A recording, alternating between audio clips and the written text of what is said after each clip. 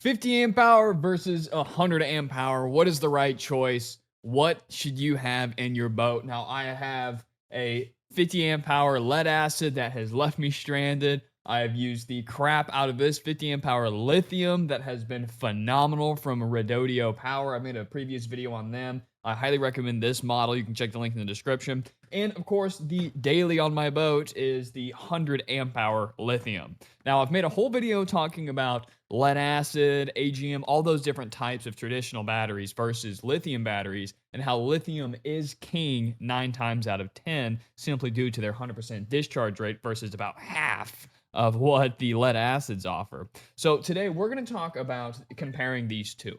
And although to some people it might be an exact science, there's a lot that goes in to what is right for you. So let's just start with talking about how long do each of them last.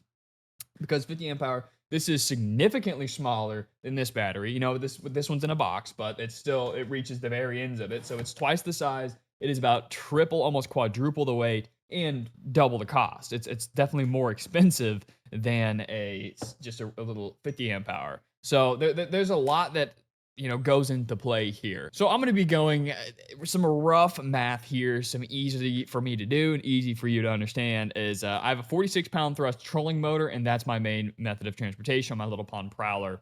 So like I said, I have spent a lot of time in that, and been stranded with the lead acid. Lead acid out of the running, out of the question. I am done with lead acid. All right, so I've got it written down here. My 46-pound thrust trolling motor at full power on speed 5, my Newport vessel on full power, will draw roughly 40 amps and will last you about 1.1 hours with a 50 amp hour at 100% discharge rate. Not all of these batteries are designed to be 100% drained, but this one specifically is, and so is my 100 amp hour. So, okay, going off of that, for a 46-pound thrust trolling motor drawing 40 amps at full speed, you can drive straight full power for 1.5 hours or 1.1 hours.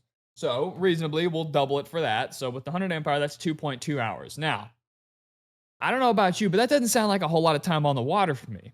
There's a lot more that goes into it.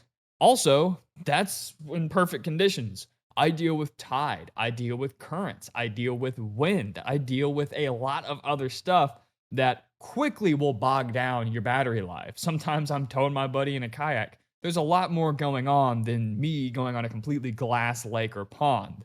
Because I use this in the ocean, those run times are even shorter. But let me tell you the truth here. This battery will pretty much last me as long as I want to fish.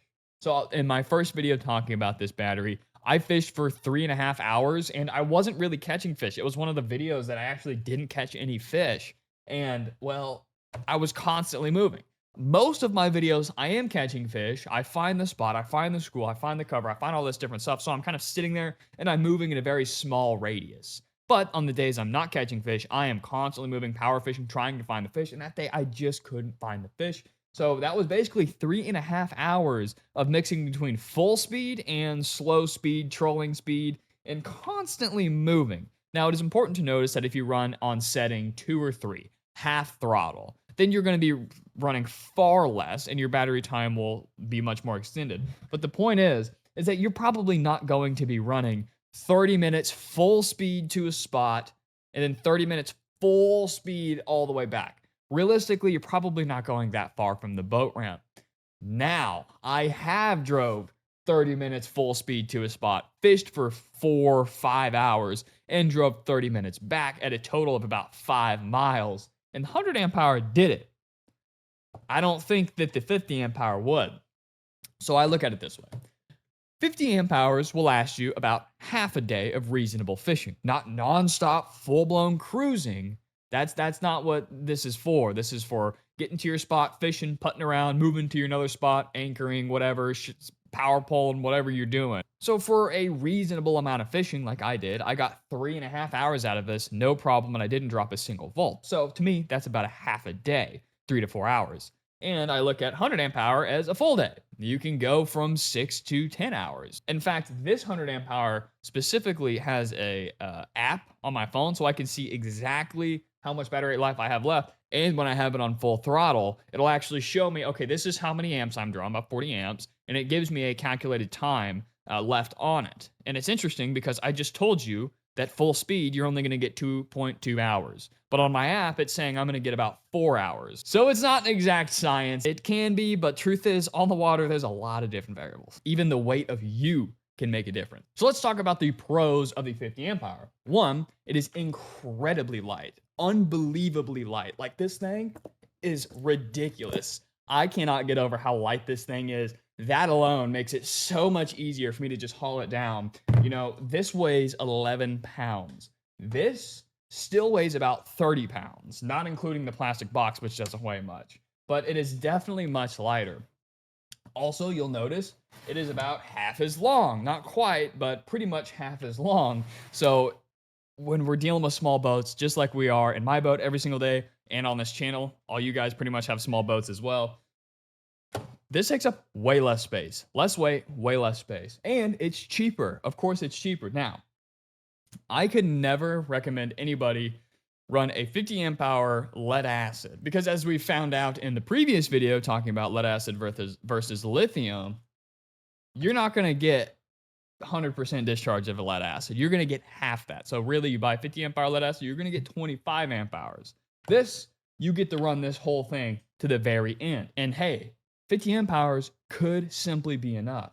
More compact, lighter, more affordable, and I did have, it wasn't me, I had a 100 amp hour, but my buddy had a fully charged 50 amp hour. We were both in iPilot kayaks with the trolling motors, and when we're fishing under the bridge, it's all on camera. We're constantly moving. We're constantly moving the motor. We've got spot locks constantly doing its thing, and we fished for about 8 hours. And he still had 13% left in his 50 amp hour.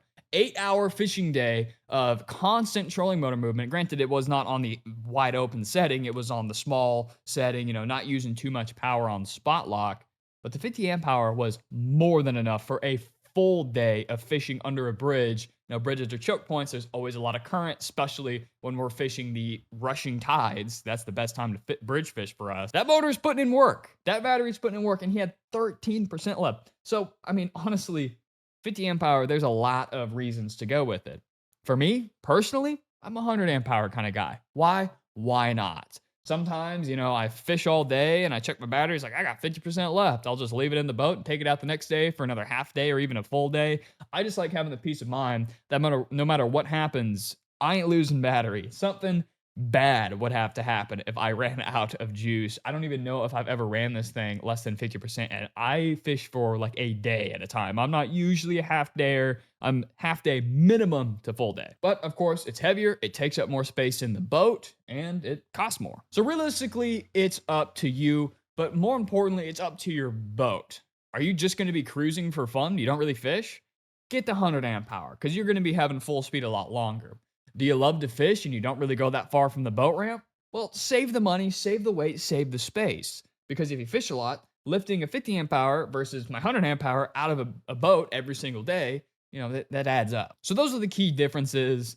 50 amp hour lithium will probably do everything you need and save you some money and some hassle. I highly recommend you check out Redodio, but they also sell 100 amp hours, and if I'm not mistaken, they sell 150 amp hour, maybe even 200. I can't exactly remember what they have on the website off the top of my head, but you guys are loving it. I see you guys are ordering it, and I know that a lot of you are choosing the 100 amp hour option, and I don't blame you. Hopefully this cleared up some questions. I know I certainly had these questions when I first got my boat and I was shopping for batteries. Hit like, subscribe to stay up to date with everything you need to know about tiny boats, batteries, accessories, all that fun stuff, and I'll see you next time.